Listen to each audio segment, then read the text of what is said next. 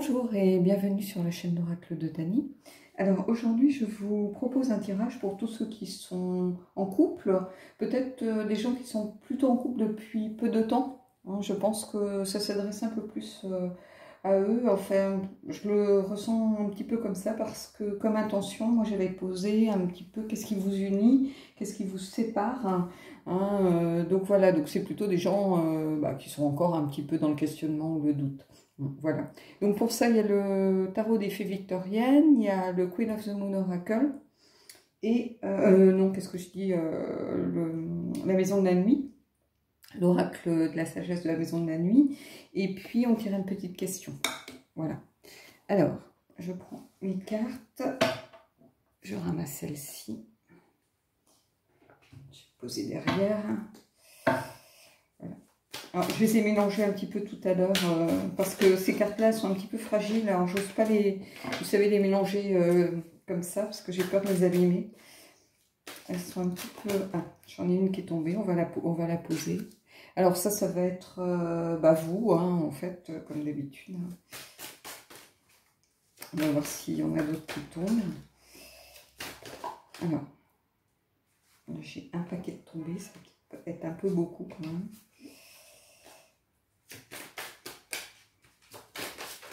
J'en ai une de tomber. Donc là, ça va être la personne en face. Je vais peut-être poser ça, je vais finir par me brûler. Et puis, si je vois que ça ne sort pas, je ferai une coupe et puis je les étale. Alors, couper, étaler, voilà. Et puis, je vais les prendre comme ça. Là, on va faire ce qui vous unit, ce qui vous sépare, ce qui vous sépare. On va faire comme ça, et puis peut-être le conseil ou l'aspect peut-être un peu plus à travailler. Voilà. Et je ramasse le reste des cartes. Alors, donc on va tout de suite regarder votre énergie. Alors, c'est l'énergie de la reine de la cour d'automne, donc c'est la reine de denier. Alors la reine de denier, c'est une personne généreuse, qui est tournée vers les autres, qui a beaucoup de sens pratique, qui a aussi de l'humour. C'est quelqu'un aussi de patient, avec du bon sens, et elle est un peu synonyme d'abondance. Alors ça peut être l'abondance du cœur, l'abondance matérielle. Quand elle a quelque chose, elle offre volontiers. En fait, c'est quelqu'un de très très généreux. En fait, ce serait le mot-clé qui pourrait la caractériser, c'est générosité. Voilà. Alors, on va voir la personne en face. Alors, c'est aussi un denier, mais c'est le 4 de la courbe de denier. Alors, c'est presque le contraire, en fait, parce que le 4 de denier, c'est quelqu'un qui a peur de manquer. C'est quelqu'un qui a tendance à amasser par peur du manque. Alors peut-être que c'est quelqu'un qui a vécu la pauvreté dans son passé ou qui a toujours dû compter. C'est quelqu'un qui connaît très bien la valeur de l'argent. Ça ne veut pas dire que c'est pas une personne généreuse, mais contrairement à la reine, c'est une personne qui réfléchit à deux fois avant d'être très dispendieux en fait. Donc vous voyez, on le voit par rapport à l'écureuil, là ils sont chacun à amasser leur châtaigne, leur gland, et c'est à celui qui en mettra le plus de côté. Donc, oui, c'est quelqu'un que je pense qui a dû peut-être souffrir soit du manque, alors pourquoi pas aussi du manque affectif, mais le pentacle, c'est vrai que c'est généralement un peu plus le matériel, le concret, disons. Et voilà, donc c'est un peu à l'opposé de la reine, qui elle est plutôt dans la générosité, dans donner sans se poser de questions. Donc voilà, au contraire, en face, on a quelqu'un qui... en fait, qui est économe, pas qui est radin. C'est pas du tout mon propos, c'est vraiment quelqu'un d'économe et qui connaît la valeur de l'argent, en fait. Alors, on va voir ce qui vous unit, parce que pour le moment, j'ai l'impression que c'est quelque chose qui peut vous séparer. Je vais mettre là un petit peu le... Alors, ce qui vous unit. On a le 3 de la cour d'été. Alors, le 3 de la cour d'été, c'est le 3 de coupe, en fait. Donc, c'est la joie, la célébration, le fait de célébrer quelque chose, d'aimer se réunir, c'est le plaisir de d'être avec des amis, avec des collègues. C'est vraiment c'est la carte un petit peu de la célébration. Donc ici, ça veut dire que vous êtes tous les deux. Alors c'est vraiment ce qui vous réunit. C'est vous êtes vraiment très sociables. Je pense que vous avez des amis communs qui sont vraiment, pour le coup, vos amis à tous les deux, et non pas l'ami de l'un qui s'est un petit peu, qui se sont greffés un petit peu avec votre autre, hein, parce que des fois ça crée des tensions aussi, parce que vous avez peut-être des amis qui sont un peu jaloux de l'attention que vous portez à cette personne et vous les voyez un peu moins, et du coup, ils apprécient pas forcément cette personne à sa juste valeur. Là, c'est pas du tout le cas. On a l'impression que, vous savez, c'est un peu votre noyau dur, c'est un peu votre premier cercle. C'est votre famille de cœur, en réalité pas votre famille de sang, hein, mais c'est votre famille de cœur. Donc vous êtes toujours prêts à vous réunir, à faire des choses ensemble, faire du sport, à vous retrouver le week-end pour prévoir une activité, faire des soirées peut-être entre potes pour jouer à des jeux de société. Vous voyez, vous êtes vraiment dans cette énergie-là de vraiment vous aimer vous retrouver avec vos amis ou votre famille. Hein. C'est vraiment là c'est vraiment la carte de la fête, de la célébration et d'aimer se réunir. Donc voilà. Donc c'est quelque chose qui en fait est très positif et très important. Parce que même si vous avez des points de différence, ça c'est quelque chose qui vous unit. Parce qu'en fait votre cercle, votre noyau dur d'amis, c'est des gens qui sont là pour vous deux en fait. Hein. Donc ils aident aussi quand il y a des tensions, à apaiser les tensions. Donc voilà, donc c'est plutôt positif. Alors, ce qui vous sépare. Alors ici, on a l'arcane majeur, l'éveil, qui est la carte en fait du jugement. Alors, cette carte, en fait, elle vous indique justement, c'est très cohérent ce tirage en fait, parce que cette carte, elle vous indique qu'il va être temps de vous recentrer un petit peu, peut-être sur votre couple un peu plus. C'est-à-dire que vous êtes souvent pris le week-end, par exemple. Le soir, même en semaine, vous avez des soirées avec des copains, des amis, des sorties. Et il y a un moment où il est temps de se recentrer un petit peu. Et il va falloir que vous définissiez clairement vos buts au niveau... à tous les niveaux en fait, parce que peut-être que votre autre, il se consacre un peu à son travail, il a des dossiers en ce moment qui sont pas faciles au boulot et il aimerait bien se reposer, pas forcément être tout le temps de sortie, voilà. Donc ce qui vous sépare, j'ai l'impression que pour l'instant c'est un petit peu ça. Il va falloir prendre du temps pour votre couple, pour vous recentrer un petit peu sur votre couple. Voilà.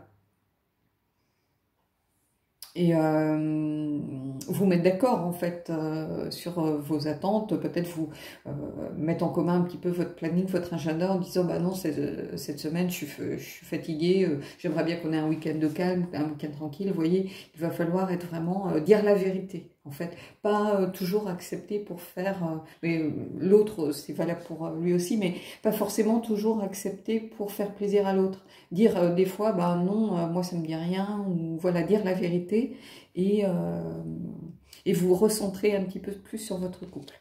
Voilà. Alors on va voir ce qui est à travailler. Alors ici on a le 6 de la cour d'automne, donc c'est le 6 de denier. Alors le 6 de denier c'est la carte du donner et recevoir. Donc en fait, vous voyez, tout se recoupe un petit peu, c'est-à-dire que cette carte, elle vous indique qu'il va falloir trouver le bon équilibre entre vos attentes à vous deux et vos désirs. Donc il va falloir peut-être travailler le partage, travailler la discussion, travailler la mise en commun des projets. Peut-être pas que ce soit l'un ou l'autre, peut-être pas accepter des choses sans avoir consulté l'autre avant en disant il sera sûrement d'accord quoi. Voyez, vraiment vous consulter, travailler à deux et former une équipe en fait. Ça c'est vraiment la carte de donner et de recevoir, donc il va falloir apprendre à trouver l'équilibre entre les deux. Voilà. Donc on va voir avec l'oracle de la sagesse de la maison de la nuit. Je vais garder ici au bout de la cuisine. Oups, voilà. Alors, je vous montre. Vous voyez, c'est une très belle carte, c'est la carte de l'espoir, Hope. Donc, cette carte, en fait, elle dit qu'il y a beaucoup d'optimisme par rapport à votre relation, par rapport à votre couple. En fait, il manque peu de choses. C'est-à-dire qu'il faut juste prendre le temps de vous recentrer un peu par moments sur votre couple, sur vos attentes. Peut-être voir aussi pour équilibrer les budgets, parce que la reine qui est très généreuse, elle est toujours prête à accepter, voyez, à accepter les sorties, à accepter un repas chez un, une sortie au ciné. Et lui ou elle qui est un peu plus dans l'économie... peut-être qu'elle a besoin un peu plus de faire attention au budget, de se dire on a pas mal sorti, on a beaucoup dépensé. Donc il va falloir trouver le juste équilibre entre vos attentes tous les deux, tout simplement. Mais il y a beaucoup d'espoir, hein, regardez, dans cette relation. Donc c'est quelque chose, c'est un tirage cohérent en fait quand on voit les cartes et très positif pour la suite. Alors, on va tirer une petite... Des fois, il y en a un qui saute. Là, c'est pas le cas. Je vais prendre celui-ci.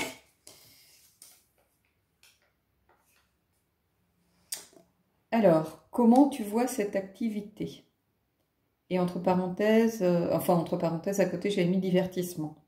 En fait, parce que quand on me demande une guidance privée, j'avais mis un petit paragraphe en disant ça reste du divertissement, ne pas oublier que voilà. En fait, j'ai voulu vraiment mettre l'accent parce que c'est un... Bon, moi, je voulais bien indiquer que je n'étais pas une professionnelle. C'est-à-dire que j'ai pas de diplôme de thérapeute, de psychologue, vous voyez, ce genre de diplôme, par exemple. Parce que, quelquefois, en thérapie familiale, on le voit quelquefois, les thérapeutes, pour faire remonter à la surface les différents archétypes, par exemple, ils peuvent très bien utiliser le tarot. Moi, je voulais surtout pas laisser penser aux gens. En fait, c'est pour ça que j'ai employé le mot de divertissement, parce que je n'arrivais pas à trouver, en fait, le mot adéquat.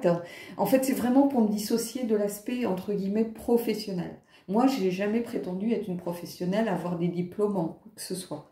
Moi, j'ai tiré les cartes, voilà, depuis très longtemps. Je l'ai fait pour ma famille, pour mes amis, et puis après, j'ai eu envie de partager sur la chaîne, mais je n'ai aucune prétention. Je ne dis pas que, voilà, je suis... j'ai 15 000 diplômes, j'ai fait 15 000 formations. Non, pas du tout. C'est vraiment très instinctif. Et le mot divertissement n'est pas là à un sens péjoratif, n'a pas là un sens péjoratif ou du fait que je prenne pas les choses et les gens au sérieux. Pas du tout. Je fais les choses avec sérieux. Je fais les choses très sérieusement parce que je suis consciente qu'en face, j'ai des gens qui sont dans le doute, qui sont dans le questionnement, qui peuvent être dans la peine.